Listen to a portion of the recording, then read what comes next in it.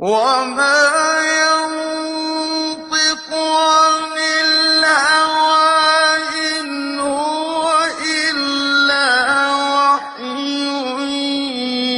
يوحى علمه شديد القوى ذو مرة. بسم الله الرحمن الرحيم، والصلاة والسلام على أشرف المرسلين سيدنا محمد الأمين وعلى آله وصحبه أجمعين. اللهم لا سهل إلا ما جعلته سهلا وأنت تجعل الحزن إذا شئت سهلا. علمنا اللهم ما ينفعنا وانفعنا بما علمتنا وزدنا علما يا أرحم الراحمين. Alors aujourd'hui nous allons commenter la 15e rubrique du 3e chapitre de Sahih al-Bukhari que l'imam al-Bukhari rahimahullah wa nafa'ana bi'ilmihi a intitulé Babu l'irtibati fil ilmi wal hikmah. Babu l'irtibati fil ilmi wal hikmah. وقال عمر رضي الله عنه تفقهوا قبل أن تسودوا.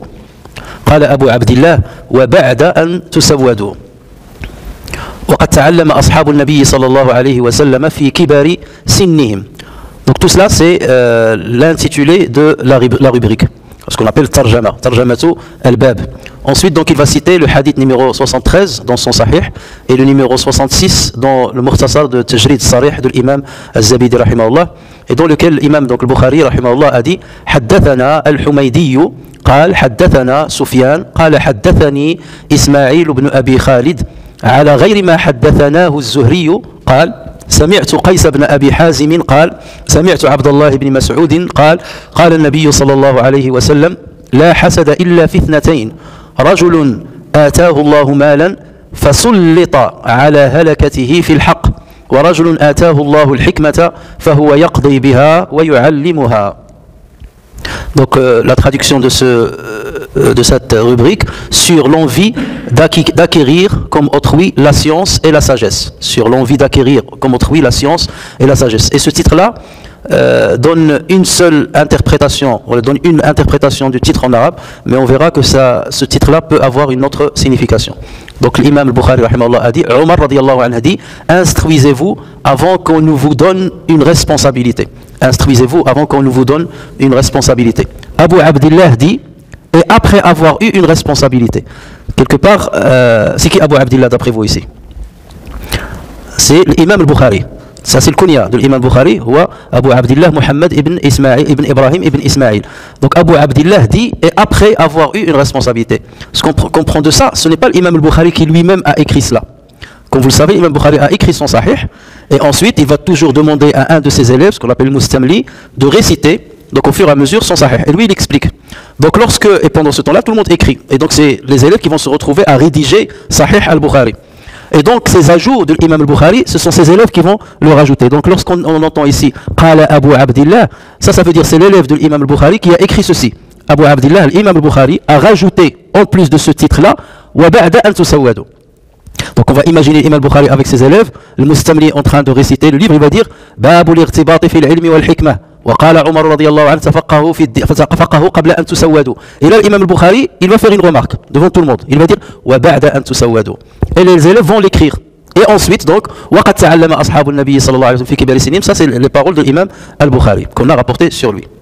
Les compagnons s'instruisaient malgré leur âge avancé. Ensuite donc il cite, comme j'ai dit tout à l'heure, le hadith numéro 73 dans son sahih et 66 dans le précis de Tajrid Sarih, et dans lequel il a dit Al-Humaydi nous a rapporté sur Sufyan. C'est qui Sufyan ici? Hein? C'est Sufyan ibn Uyayna. Donc à ne pas mélanger avec Sufyan al-Thawri lorsqu'il s'agit de ce genre de chaîne de transmission, puisque Sufyan ibn Uyayna était le maître de l'Humaydi, qui lui-même est le maître de l'imam al-Bukhari. Donc sachant qu'un tel était l'élève de un tel, donc lorsqu'on cite que le prénom, donc on est censé connaître l'identité complète du narrateur. Donc ici il s'agit de Sufyan ibn Uyayna et ne pas le mélanger avec son homonyme Sufyan ibn al-Thawri. Donc al-Humaydi nous a rapporté sur Sufyan ibn Uyayna qu'il a dit Ismaïl ibn Abi Khalid nous a rapporté, autrement que nous a rapporté Zuhri, qu'il a entendu Qais ibn Abi Hazim rapporter sur Abdullah ibn Mas'ud qu'il a dit, le prophète sallallahu alayhi wa sallam a dit, il n'y a d'envie, entre parenthèses permis, ça veut dire d'envie, on va voir que c'est dans le bon sens du terme ici l'envie, l'envie c'est le synonyme de la jalousie. Il n'y a d'envie permise qu'en deux choses. La première concerne l'homme qui a eu un bien matériel de la part de Dieu et qui fut dépensé pour une cause juste.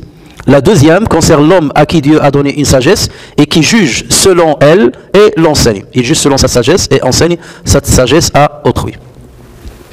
Alors dans cette rubrique, l'imam al-Bukhari rahimahullah aborde la question de la réjouissance qu'on peut avoir de soi lorsqu'on possède le savoir ou lorsqu'on possède la sagesse, ou les deux à la fois, puisqu'il a parlé de babul irtibati bin nafs. Et il y a certains qui, l'irtibat, ils l'ont confondu avec le rabt, parce que l'irtibat, rabata, le verbe rabata, il a deux substantifs. Soit on va parler masdarain, soit on va parler de l'irtibat, soit on va parler de l'rabto, al-rabto. Lorsqu'on parle de l'rabt, c'est le fait d'envier quelqu'un. Rabattu fulan, donc c'est un verbe muta'addi. Il y a toujours un complément autre que moi. Rabattu fulan, donc j'ai envié quelqu'un ou bien j'ai jalousé quelqu'un. Mais lorsque je dis irtabattu, ça veut dire je me suis réjoui. Donc là, il n'y a pas besoin du complément. Irtabat, ça s'arrête là, ça veut dire ça me concerne. Je me suis réjoui de moi-même ou d'une chose. D'accord?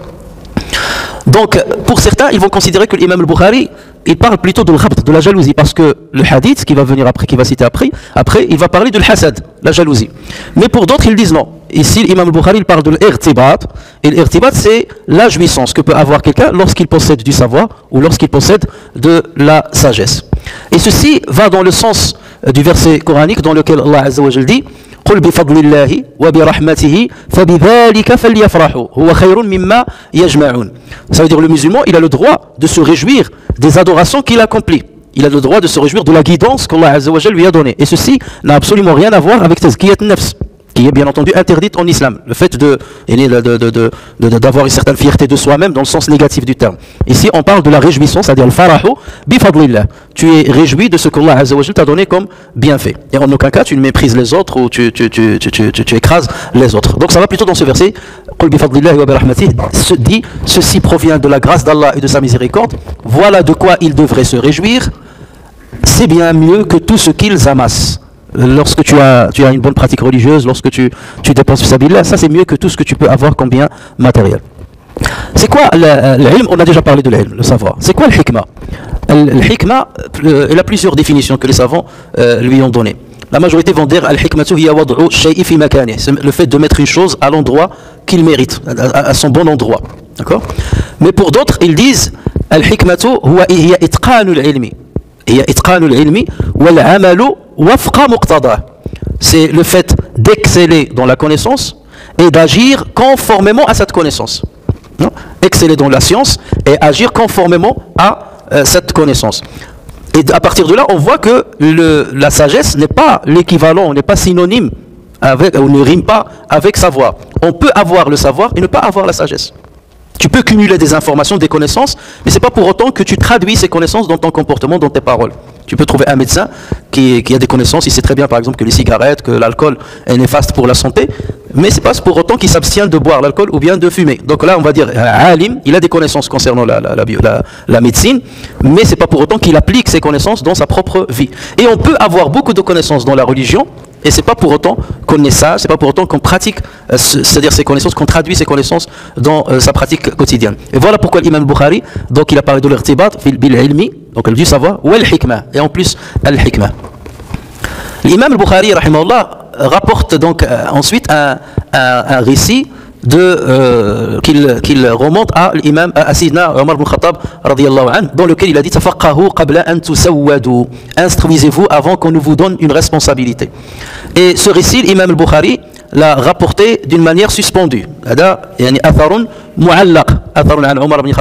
parce qu'il n'a pas cité la chaîne de transmission. Mais on sait par ailleurs qu'il y a d'autres savants qui ont rapporté ce même récit avec une chaîne de transmission continue. Ce fut le cas de Ibn Abi Shayba, ainsi que d'autres qui ont rapporté cette parole de Omar ibn Khattab sur Mohammed ibn Sirin, qu'il a lui-même rapporté de l'Ahnaf ibn Qais, qui lui-même bien entendu l'a entendu de Omar ibn Khattab radiyallahu anhu. Alors certains savants, ils disent que Omar ibn Khattab avait dit plutôt tafaqahu qabla an tasoudu, et non pas qabla an tusawwadu. Au niveau de la graphie, on écrit les deux termes de la même manière. Ta, sin, l'waw, dal, l'waw, l'alif. Mais on peut la lire tasoudu ou bien tusawwadu. Et la signification n'est pas tout à fait la même. Il y a une petite nuance qu'on va voir. Alors, qabla an tasoudu, le terme dans ce cas n'a qu'une seule signification. Ça veut dire avant de devenir, enfin la signification, on verra qu'il a une autre signification, mais avant de devenir responsable. Asbahta sayyidan ala nas, ça veut dire que tu as une sayyidun nas, ça veut dire le responsable des gens. Le gouverneur, ça peut être un gouverneur, ça peut être un chef d'un service ou quelque chose comme ça. Et indahu siyada, Ou siyada, c'est une responsabilité publique que tu vas avoir. Donc ça peut être cette signification-là qu'on peut donner à tasawwadu.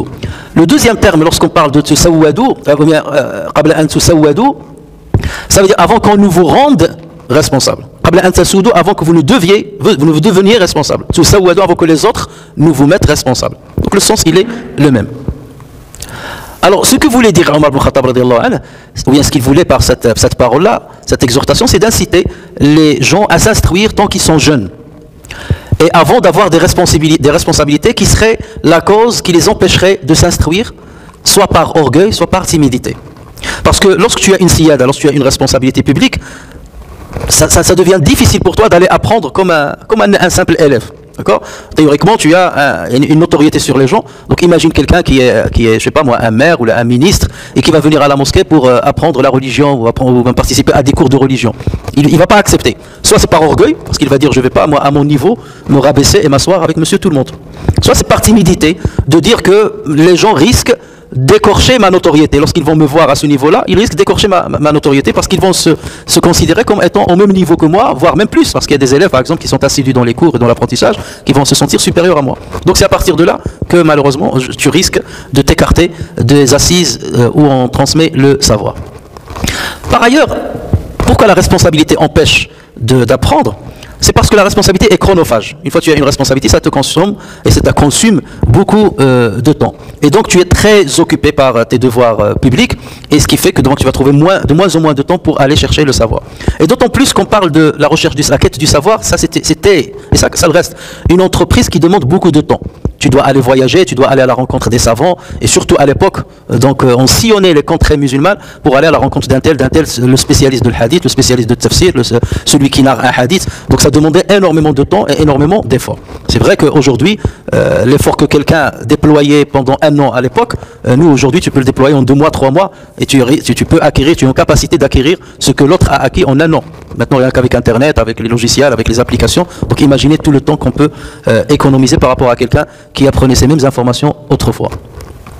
Et donc c'est pour cela que Omar ibn Khattab, donc il incitait les gens, instruisez-vous avant que vous n'arriviez à cette responsabilité qui ne va plus vous permettre d'avoir assez de temps pour apprendre. Ici, Omar ibn Khattab, ce qu'il faut comprendre, c'est qu'il est en train de faire un constat factuel de la réalité des gens. C'est qu'il a remarqué que lorsqu'on devient responsable, on apprend moins. D'accord ? Mais il n'est pas en train d'approuver cette attitude.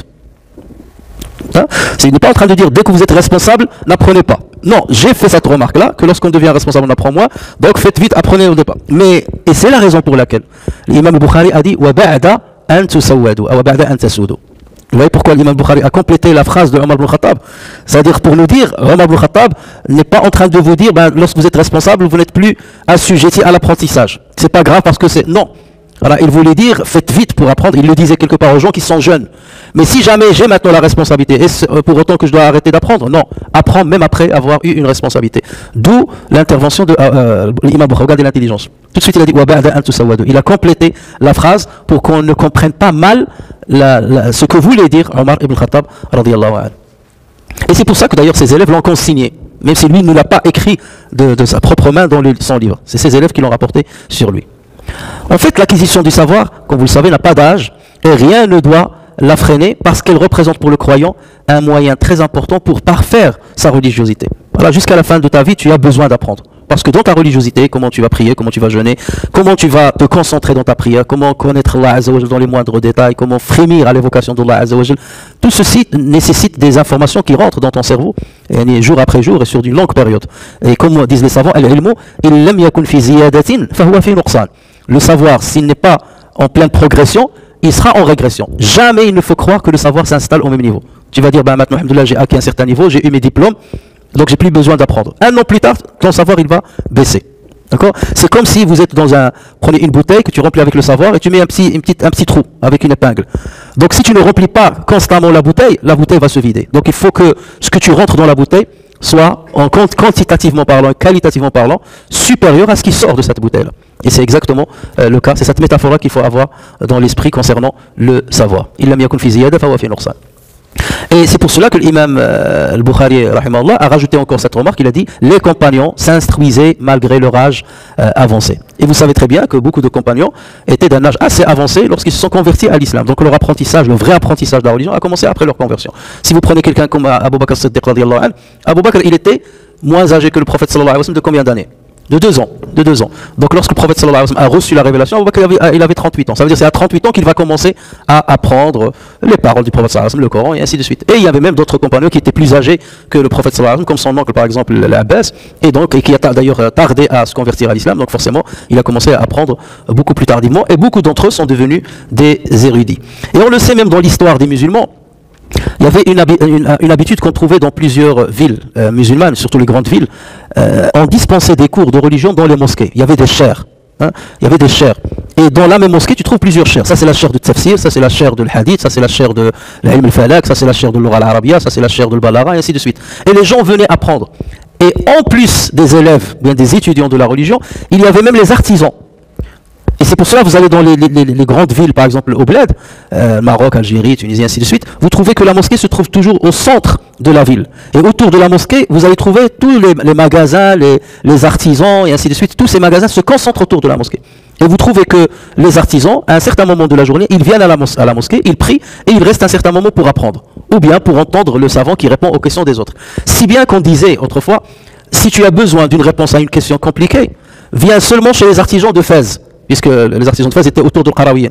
Va seulement chez les artisans de Fès, pose-leur la question et tu trouveras forcément quelqu'un qui va te répondre. Tu n'as même pas besoin d'aller voir le savant pour te répondre. Et c'était forcément souvent des gens qui sont très âgés, mais qui continuaient d'apprendre jusqu'à la fin de leur vie. Et ils conciliaient entre le travail et l'apprentissage, et ce qui leur a permis d'avoir une grande érudition. Et on connaît l'histoire de certains qui ont commencé à apprendre la religion vraiment très tardivement, et malgré cela, ils sont devenus de grandes références.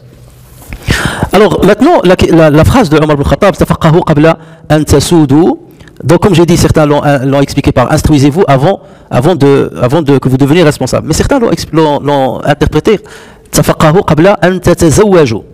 Instruisez-vous avant de vous marier. Mais pourquoi qabla an tasoudu? Parce que siyada ici, ça veut dire que tu deviens sayyid. Or le Coran, lorsqu'il nous narre l'histoire de Yusuf alayhi salam, il nous parle de Zalikha lorsqu'il a essayé de séduire Yusuf alayhi salam. Allah Azza wa Jalla dit wastabaqa al-baba wa qaddat qamisahu min duburin wa alfaya sayyidaha lada al-bab. Et en fait les exégètes ils disent que sayyid, ça c'est un qualificatif qu'on donnait aux maris en Égypte. On les appelle sayyid. Et d'ailleurs c'est quelque chose que vous trouvez jusqu'à maintenant. La femme elle dit à son mari si sayyid. Et sayyid ça fait référence au mari. Donc certains ont dit peut-être que Omar ibn Khattab a voulu dire tafaqahu qabla an tasoudu, ça veut dire avant de devenir marié. Pourquoi? Parce que le mariage forcément ça occasionne beaucoup d'ennuis, beaucoup de travail, beaucoup de responsabilités, beaucoup de problèmes parfois, pourquoi pas. T'attends toujours, tu es où, t'es pas rentré très tôt, t'es avec tes copains, et ainsi de suite, t'es encore à la mosquée, et donc forcément, c'est chronophage. Et donc ça ne te permet pas de disposer d'assez de temps pour aller apprendre. Et d'ailleurs, on le voit même dans la vie courante, tu trouves certains jeunes qui sont très engagés dans l'apprentissage, dans le travail islamique, et ainsi de suite, tu dis, machallah, dès qu'ils se marient, il a pris le mauvais virage, tu le vois plus. Et après, mais après les soucis, les cadres. Et là, cette signification-là devient très importante. Tafaqahu qabla an tatazawwaju, qabla an tasoudu.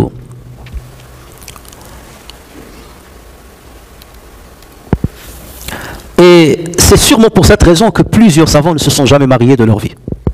Il y a beaucoup de savants, pas mal, pas les moindres, qui ne se sont jamais mariés dans leur vie.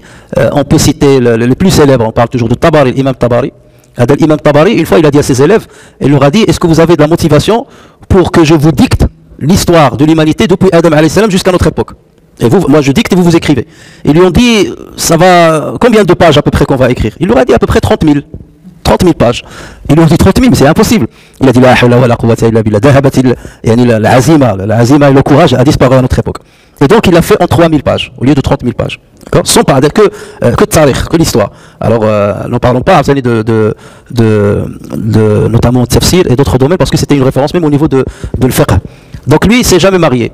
L'imam Zamakhshari, Zamakhshari, c'est une sommité. Il est mu'tazili, ça c'est ce qu'on peut lui critiquer, il était mu'tazili. Mais par exemple, son tafsir, le Kashaf, c'est parmi les plus belles exégèses qui existent du Coran. Et même certains l'ont essayé de le tamiser pour enlever tout ce qui se rapporte à certains égarements de la Tizal. Et ils l'ont rédigé. Lorsque vous prenez par exemple le tafsir de Tahrir ou Tanwir, il se calque pratiquement un grand pourcentage, 70%, sur le Kashaf. Le Tahir ibn Ashur, le Tunisien, Tahir ibn Ashur, un contemporain.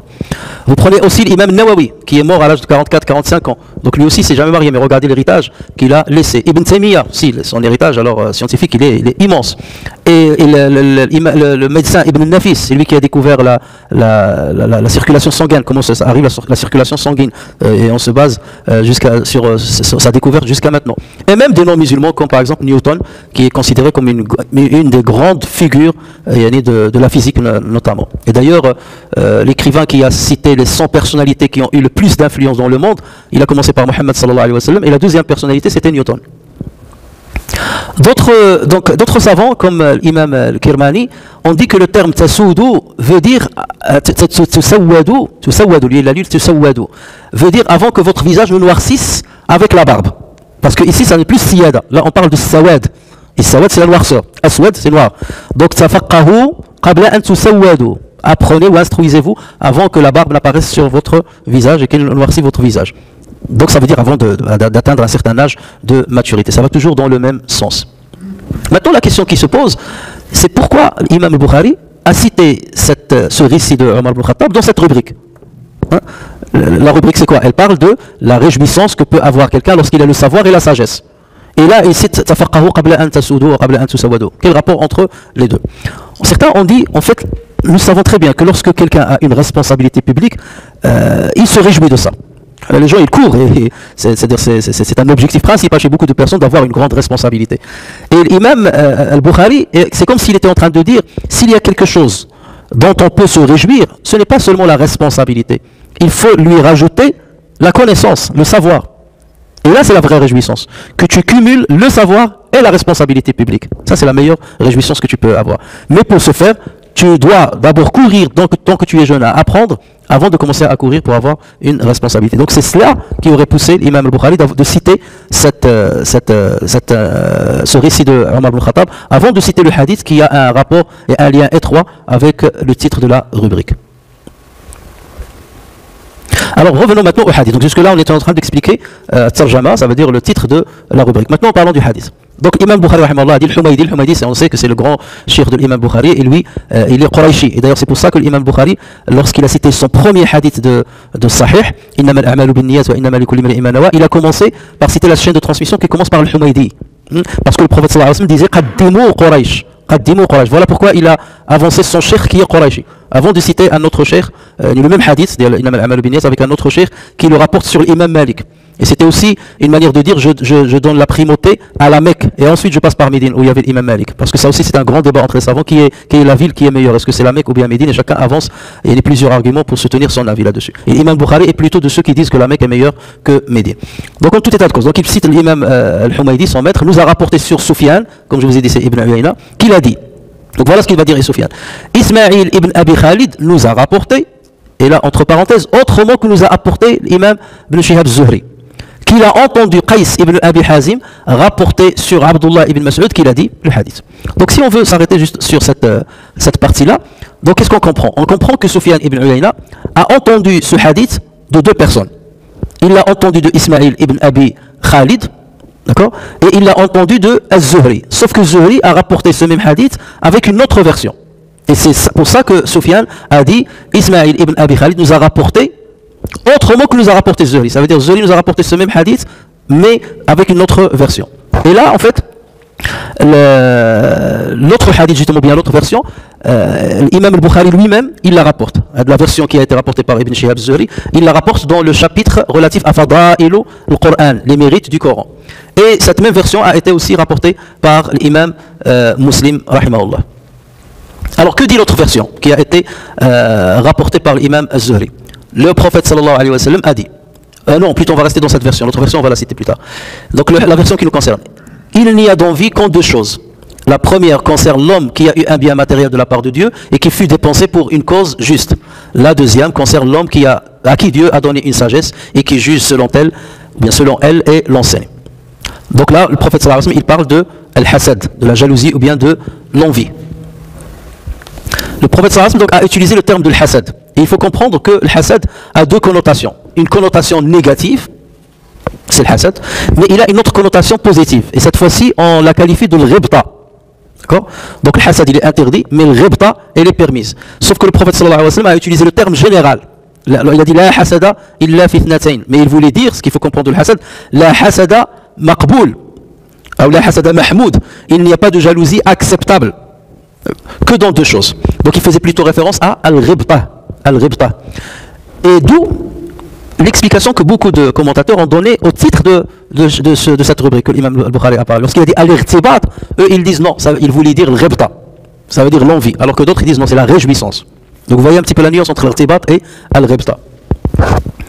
Alors l'envie, le hasad dans son sens péjoratif, c'est le fait d'espérer qu'une personne soit dépossédée d'un bienfait qu'il a. Tu vois une personne qui jouit d'une richesse matérielle, de notoriété, ou bien de célébrité, ou bien il a une bonne santé, ou il a un bon conjoint, ou il a une belle maison, une belle voiture, et tu espères qu'il soit dépossédé de cette chose. Là, on est dans le hasad. Et le pire des degrés dans le hasad, c'est d'espérer qu'il soit dépossédé de cette chose, même si toi tu l'as pas. Parce qu'il y a le hasad dans le sens de dire, j'aurais bien aimé qu'il soit dépossédé de cette chose, mais que j'en sois possédé moi. Pour qu'il soit à moi. Mais il y a certains qui te disent, même si moi je ne l'ai pas, là c'est pire. Il a une rancune, une haine vraiment enracinée dans le cœur. Ça c'est la pire des formes qui existe de al-hasad.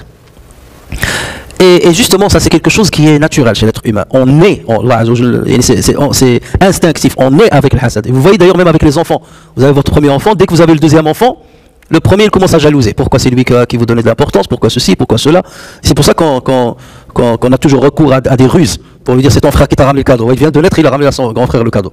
Après il va dire oui mais pourquoi lui il a eu l'argent pour me donner le cadeau et moi j'ai pas eu l'argent. Donc quoi que tu fasses de toute façon, il suffira par... Voilà, donc cette jalousie vous la trouvez énormément.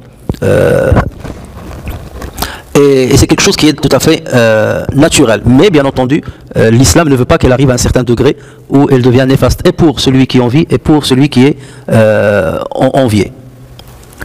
Alors l'envie, est-ce que dès qu'on a un sentiment de jalousie vis-à-vis de quelqu'un, est-ce qu'on est considéré comme un pécheur?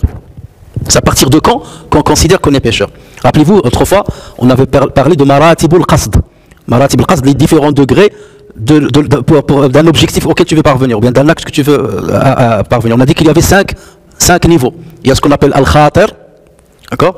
Ou bien al-hajis, premier niveau c'est al-hajis, ensuite il y a al-khatir, ensuite il y a hadithun nafs, ensuite il y a al-hammu, ensuite il y a al-azmu. D'accord? Et après il y a l'action elle-même. Qu'il s'agisse d'une bonne action ou bien d'une mauvaise action. Et on avait dit à l'époque que pour les trois premiers degrés, al-hajis, ça veut dire c'est une inspiration, une idée furtive qui passe par l'esprit. Ensuite ça devient khatir. Donc c'est une idée qui commence à s'installer dans la tête. Ça n'est pas passer comme ça rapidement. Je vais faire ça. Au départ c'est quelque chose qui passait comme ça, mais ça passe. Le khatir, tu commences à réfléchir à la chose. Hadith ou nafs, tu commences à parler avec toi-même sur cette chose. Cette chose est interdite ou bien elle est permise. Voici les sayyats que je vais avoir, voici les hasanat que je vais avoir. Donc le hadith nafs. D'accord? Sur ces trois niveaux, tous les savants disent on n'est pas jugé. On n'est pas jugé. Et après lorsqu'on passe à l'ham, ça veut dire je penche vers cette action. Je commence à pencher, je décide de la faire. Et ensuite il y a l'azm, là c'est la détermination. Certains savants ils disent que ce sur quoi on est jugé c'est la détermination, mais pas sur l'ham. Et d'autres disent qu'on est jugé sur l'ham et sur la détermination, sur les deux derniers niveaux. D'accord? Vous allez me dire oui mais le prophète sallallahu alayhi wa sallam dit notre communauté n'est pas jugée sur sur ce qui tourne dans notre tête tant qu'on ne l'a pas pratiqué. D'accord? Ceci n'est pas toujours vrai. Il y a certaines fois où on est jugé sur quelque chose sur laquelle on était déterminé même si on ne l'a pas fait. La preuve c'est que le prophète sallallahu alayhi wa sallam a dit إِذَا الْتَقَى الْمُسْلِمَانِ بِسَيْفَيْهِمَا فَالْقَاتِلُ وَالْمَقْتُولُ فِي النَّارِ. Si deux musulmans se rencontrent ou bien s'affrontent avec leurs épées, l'assassin comme l'assassiné seront dans l'enfer. Et les compagnons se sont exclamés, on comprend pour l'assassin, il a tué son frère, on comprend qu'il sera dans le feu. Mais l'autre il a été assassiné. Il a dit oui mais il était déterminé à tuer son frère. Donc vous voyez qu'on peut être jugé sur la détermination. Donc ça c'est par rapport à al-qasd. Et là on est dans une situation similaire parce que le hasad Il peut se transformer en une action. Tu vas calomnier la personne, tu vas mentir sur elle, tu vas, d'accord, lui faire du mal. Donc là, tu es passé à l'acte. Mais à partir de quand, lorsque tu es seulement dans ces phases-là dont on a parlé, le maratib, à partir de quand on est considéré comme étant dans un péché? Alors, tous les savants sont unanimes pour dire que lorsque la jalousie se transforme en un acte répressible, tu es tombé dans le péché. Tu l'as calomnié, tu as parlé de lui, tu l'as rabaissé. Et parfois même, tu peux dire une parole qui dans son apparence paraît bonne. Mais toi, dans ton fond, elle est mauvaise. Par exemple, tu dis « Si Abdullah, Allah yahdina wa yahdih » هذيك الله يهدينا ويهديه زعما كتندير له دعاء نسال الله ان يهديه un tel c'est Mohamed que Dieu le guide il nous guide. Elle est dans l'apparence, tu fais un dua pour lui, mais tu sous-entends quoi? Qu'il a fait quelque chose de mauvais. D'accord? Donc là tu es en train de distiller une mauvaise opinion de lui, enrobée et enjolivée avec une invocation. Il faut faire attention. C'est pour ça qu'Allah Azza wa Jalla, il voit ce qu'il y a à l'intérieur. Il y a une détermination de faire le mal à l'intérieur, même si dans l'apparence tu as fait semblant d'avoir dit du bien. Donc dès lors qu'on passe à un acte qui est interdit en islam, là bien entendu on a commis le péché. Lorsque ce sentiment maintenant il effleure à peine l'esprit de temps en temps, parce qu'en général lorsqu'on jalouse quelqu'un c'est pour longtemps, c'est pas pour une seule fois, parce qu'on le connaît, ainsi de suite. Donc lorsque ça passe de manière furtive dans l'esprit, sans que la personne n'agit par un interdit, elle n'aura pas commis de péché, surtout si son abstention est motivée par la crainte de Dieu. Et tu étais en capacité de nuire à la personne, mais tu dis je crains Allah Azza wa Jalla, inni akhafullah rabbal alamin, donc je ne vais pas le faire. Si tu le fais avec là, c'est pas, non seulement c'est pas un péché, mais ça peut être une hasana pour toi, parce que la crainte de Dieu c'est une ibada du cœur. Elle t'a empêché de commettre un péché, d'accord, alors que quelqu'un d'autre il aurait fait ce péché là. Donc là tu vas même être récompensé. Mais c'est pas parce qu'on va dire qu'il faut être récompensé qu'on va dire je vais jalouser tout le monde, parce que tu peux ne pas te contrôler après. Donc sur ce point là tout le monde est d'accord. Et d'ailleurs Abu Nu'aym rahimahullah il dit kullu bani adama hasudun wa la yadurru hasidan hasaduhu ma lam yatakallam bil lisani aw ya'mal bil yad. Il dit tout être humain est envieux. L'envie ne fait mal à l'envieux tant qu'il ne parle pas avec la langue et n'agit pas avec la main. Ne lui fait pas de mal, ça veut dire qu'il n'a pas commis de péché. Ça, donc il fait allusion justement à ce qu'on vient de dire. Mais si le sentiment maintenant devient obsessionnel, donc on n'est plus dans hadith nafs, on est passé à la catégorie de l'ham, voire même de l'azm, ça devient obsessionnel. C'est pour ça que je dis les savants ils divergent, est-ce que l'ham est considéré comme un péché ou pas? Au moins ils prennent en référence Allah Azza wa Jalla wa laqad hammat bihi wa hamma biha lawla an ra'a burhana rabbih. La majorité des exégètes ils disent elle avait envie de lui, donc elle a tout fait pour le séduire, pour séduire Youssouf, et il aurait wa hamma biha lawla, et sans la preuve qu'il a vue d'Allah Azza wa Jalla, il aurait fait de même. Donc certains ont dit Sayyidina Youssouf n'a pas commis de péché parce qu'il ra'a burhana rabbih, il a vu la preuve de son Seigneur. Après je rentre pas dans les détails ce que c'est que la preuve de son Seigneur. Il a vu la preuve de son Seigneur, donc il n'est pas arrivé à darajat al-ham. Et il dit si Allah Azza wa Jalla dit hammat bihi, ça veut dire qu'elle est tombée dans le péché. Wa hamma biha lawla an ra'a burhana rabbih, ça veut dire qu'il n'est pas arrivé au niveau de l'ham. Donc l'ham est un péché et lui il n'est pas arrivé à ce degré de péché. D'accord? C'est comme ça qu'ils vont discuter. D'autres vont leur dire non, comme l'imam Tabari lui il a dit hamma biha. Ça veut dire lui aussi il a penché vers elle. Mais en dernier moment, il a vu le Burhan Rabbi et il a reculé. D'accord? Mais donc ça suppose qu'il a commis un petit péché. Mais là on parle bien entendu avant qu'il ne devienne prophète et ainsi de suite. Et comme il n'a pas commis péché franchement, donc voilà, il s'est rattrapé. Donc ça c'est une divergence entre les savants. Est-ce que le ham est péché ou que l'azm? L'azm là on est d'accord, on a dit lorsque ça devient obsessionnel et que je ne vais pas lâcher, lorsque je trouve l'occasion je vais le dégommer, ou lorsque je trouve l'occasion je vais écorcher sa réputation. Donc tu es quelque part là déterminé. Et là bien entendu ça devient un péché. Et c'est pour ça qu'on dit on n'a jamais vu un injuste souffrir de son injustice autant que l'envieur. Ouais, c'est lui qui est injuste. D'accord? Mais qui souffre le plus de son injustice? C'est pas l'envié, c'est lui-même. Parce qu'à chaque fois qu'il voit que l'homme qu'il a en face bénéficie d'un bienfait, il est bien, à chaque fois il a le cœur qui se déchire et il brûle de l'intérieur. C'est lui qui souffre. Il souffre beaucoup plus que celui qu'il a envié.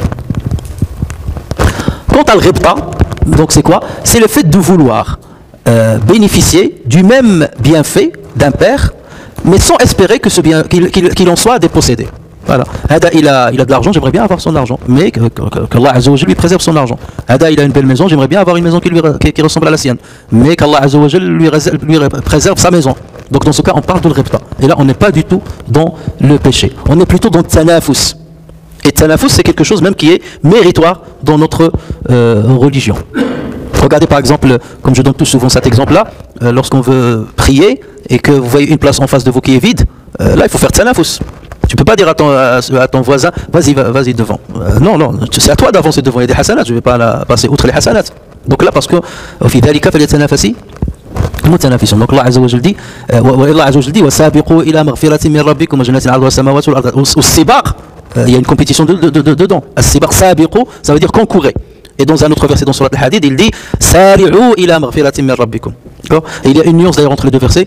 وسابقوا, bien selon سابقوا إلى مغفرة من ربكم وجنة عرضها السماوات والأرض. L'autre il a dit سارعوا إلى مغفرة من ربكم وجنة عرضها كعرض, là il a ramené كاف تشبيه, وجنة عرضها كعرض السماء, alors que l'autre il dit عرضها السماوات au pluriel, il a dit كعرض السماء والأرض. Ici il a dit أعدت للمتقين, l'autre il a dit أعدت للذين آمنوا بالله ورسوله. Donc on ne parle pas de la même chose. Et ces nuances là, il y a beaucoup d'anecdotes scientifiques à sortir de ces deux versets.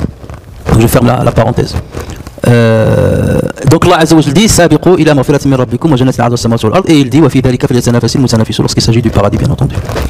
Alors lorsque le prophète sallallahu alayhi wa sallam, donc à partir de là on comprend que le prophète sallallahu alayhi wa sallam, lorsqu'il a dit inni la hasada illa, il parlait plutôt de l'ghibta, la ghibtata illa. Donc c'est comme ça qu'il faut comprendre. Donc la connotation positive de l'hasad et non pas la connotation négative. Donc quand est-ce qu'on a le droit d'envier quelqu'un? C'est rajulun, deux personnes qu'on a le droit d'envier. Rajulun atahu Allahu malan fasullita ala halakatihi fil haqq. Donc le premier concerne l'homme qui a eu un bien matériel de la part de Dieu et qui fut dépensé pour une cause juste. Tu vois que quelqu'un, machallah, Allah lui a donné de l'argent et il a dépensé son argent, il a payé quelque chose, il a rendu service à des gens, il a rendu service aux musulmans. Là, tu le jalouses dans le bon sens. J'aurais bien aimé avoir son argent et faire pareil que lui. Et lorsqu'Allah Azza wa Jalla dit utiya malan, il n'a pas dit utiya al-mala. Donc il a utilisé le terme en indéfini, il n'a pas utilisé l'alif ou lam. Donc ça veut dire qu'il n'y a pas forcément, il n'y a pas besoin d'avoir beaucoup d'argent. Malan, qu'il soit abondant ou qu'il soit limité. Parce que tu peux trouver quelqu'un qui a peu d'argent, mais malgré ça tu trouves qu'il est généreux. Avec le peu qu'il a, il dépense. Donc tu peux l'envier, alors que toi tu as beaucoup d'argent et tu ne dépenses pas du tout. Dans d'autres versions, Allah Azza wa Jalla dit, le prophète sallallahu alayhi wa sallam a dit fasallatahu. Dans cette version que nous avons entre les mains, fasullita. L'expression c'est une métaphore. Parce que taslit, ça veut dire c'est-à-dire il est venu de tous les côtés, il l'a dominé de tous les côtés. Donc fasallatahu, c'est une métaphore pour dire il l'a dépensé entièrement d'une manière qui très généreuse, qui dépasse ce que font la majorité des gens. Il n'a pas dit fa'anfaqahu, il a dit fasallatahu. Ça veut dire qu'il a donné énormément d'argent. Ou bien il a donné une grande part de ce qu'il possède. Il peut ne pas posséder beaucoup, mais il possède que 2 dirhams, mais il les a donnés fi sabilillah. Même si c'est que 2 dirhams, là 2 francs, là 2 euros, mais tu vas dire sallatahuma fi al-haq. Ou l'autre il a 10 euros, mais il n'a donné que 20 centimes. Ils ne sont pas pareils. Et d'ailleurs, Omar nous raconte son histoire avec, vous connaissez tous l'histoire avec Abu Bakr Siddiq. Donc Omar al-Khattab dit, le messager d'Allah nous a ordonné un jour de donner une sadaqa. À cette époque, disait-il, j'avais des biens. Je me suis dit, c'est aujourd'hui que je vais surpasser Abu Bakr. Parce que si je dois le surpasser, c'est aujourd'hui. Parce que j'ai de l'argent. Donc c'est aujourd'hui que je vais le dépasser. J'ai donc apporté la moitié de mes biens. Ce qui n'est pas négligeable. Et le messager d'Allah a demandé, qu'as-tu laissé à ta famille? Déjà le prophète il a vu qu'il avait beaucoup d'argent, qu'il a donné beaucoup d'argent. Il lui a dit, qu'as-tu laissé à ta famille? J'ai répondu, le même montant. Ça veut dire j'ai donné la moitié, j'ai laissé la moitié à ma famille. Et Abu Bakr est venu, donc il a apporté tout ce qu'il avait avec lui.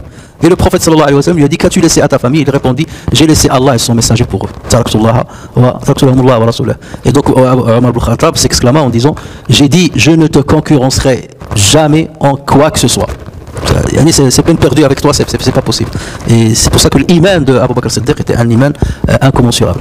On est donc en droit d'envier positivement une personne qui a eu le courage de dépenser une grande partie de ses biens matériels pour de bonnes causes. Donc ça c'est la première personne qu'on a le droit d'envier.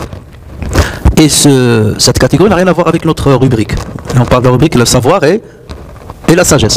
Donc la deuxième personne citée par le prophète sallallahu alayhi wa sallam, la deuxième concerne l'homme à qui Dieu a donné une sagesse et qui juge selon elle et l'enseigne. Donc c'est pour cette deuxième partie du hadith que l'imam al-Bukhari a cité ce hadith dans cette rubrique, puisqu'il parle de al-hikmah.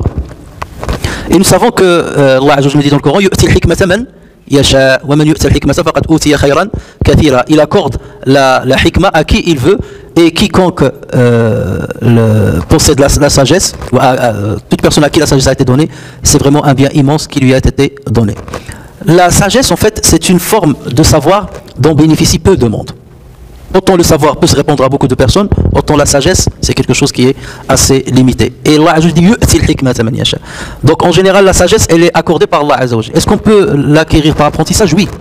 Mais lorsque c'est un sage qui l'enseigne, C'est pour ça que le prophète sallallahu alayhi wa sallam dit فَهُوَ يَقْضِي بِهَا وَيُعَلِّمُهَا. Donc la sagesse peut s'enseigner. Mais qui va l'enseigner? Quelqu'un à qui Dieu a donné la sagesse. Soit directement, soit il l'a acquise à travers un autre savant ou à travers plusieurs autres savants. Et c'est pour cela que, puisqu'il est rare d'être sage, d'avoir le savoir et la sagesse, donc celui qui est dans cette situation-là, il doit faire son maximum pour la transmettre. Certains ont dit que la sagesse ici fait plutôt référence au Coran. Parce que dans plusieurs endroits dans le Coran, Allah Azza wa Jalla, en parlant du livre, de l'Kitab, il dit « Wal kitabi al-hakim » en faisant référence au Coran. Donc, par cette explication-là, le prophète sallallahu alayhi wa sallam dit il y a un homme à qui Allah Azza wa Jalla a donné le Coran. Parce que dans le Coran, il y a le hikmah, a donné le Coran, donc donc il l'utilise dans sa vie et il l'enseigne. Et ceci d'ailleurs on le trouve dans une autre version rapportée aussi par Al-Bukhari rahimahullah, dans laquelle le prophète sallallahu alayhi wa sallam dit « La hasada illa ala thnatayn. رجل آتاه الله مالا فهو ينفق منه آناء الليل وأطراف النهار وآناء الليل وآناء النهار. Donc c'est ce qu'on a vu tout à l'heure. Et s'il n'a pas dit sallatahum, il dit ينفق آناء الليل وآناء النهار. Donc c'est pour montrer l'exagération dans la dépense de ce bien matériel. ورجل آتاه الله القرآن فهو يقوم به آناء الليل وآناء النهار. Et un homme à qui Dieu a donné le Coran فهو يقوم به.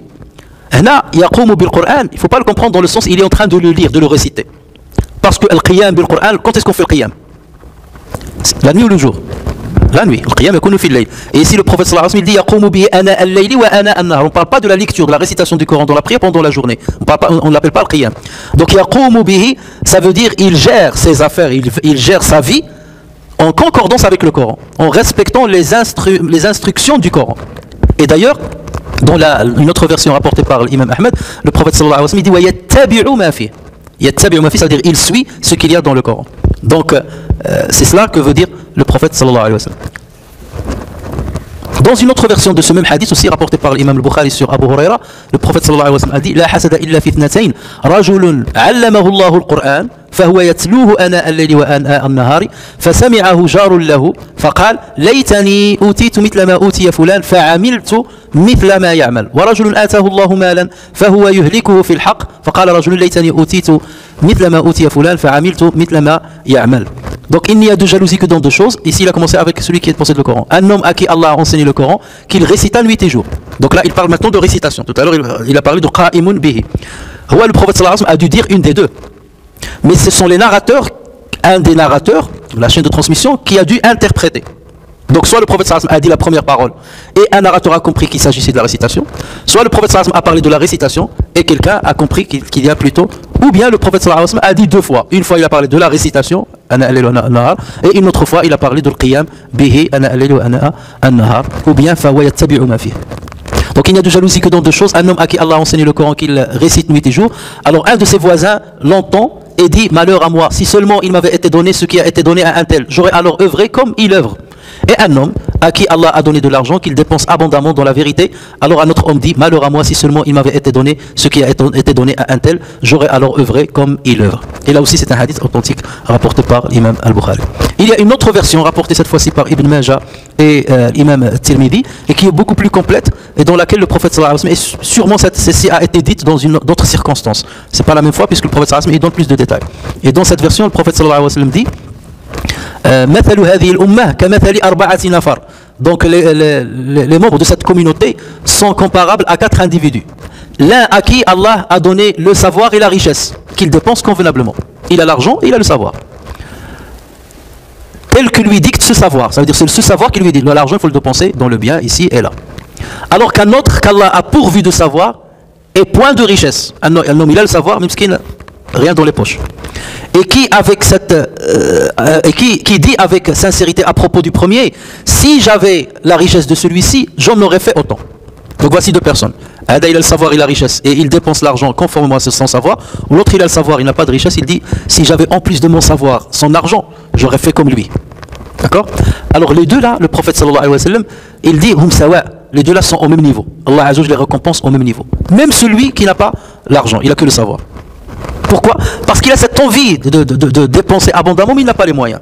Et donc rien que pour son intention, sa bonne intention, et le fait qu'il n'a pas jalousé l'autre, Allah Azza wa Jalla le met au même niveau de récompense que la première personne. Et c'est pour cela que celui qui comprend ce sens-là, il dit c'est Allah Azza wa Jalla qui distribue le reste comme il veut et comme il l'entend. Donc s'il m'a donné le savoir, peu importe si j'ai pas d'argent. Parce qu'il m'a donné la chose la plus importante. Mais si je ne possède pas l'argent, au moins que j'ai que je formule une bonne intention, que si j'avais l'argent, j'aurais dépensé comme. Mais Allah Azza wa Jalla, par sa sagesse, ne m'a pas doté de cet argent parce qu'il se pouvait qu'avec cet argent, si je l'avais entre les mains, je serais un radin. Donc pour mon bien, Allah Azza wa Jalla ne m'a pas donné.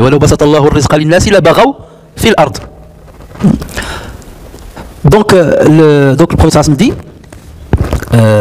les deux seront identiquement rétribués. Puis il va parler de deux autres personnes. Puis un individu à qui Allah a donné la richesse, mais point de savoir, pas de savoir, que la richesse. Alors il dépense à tort et à travers.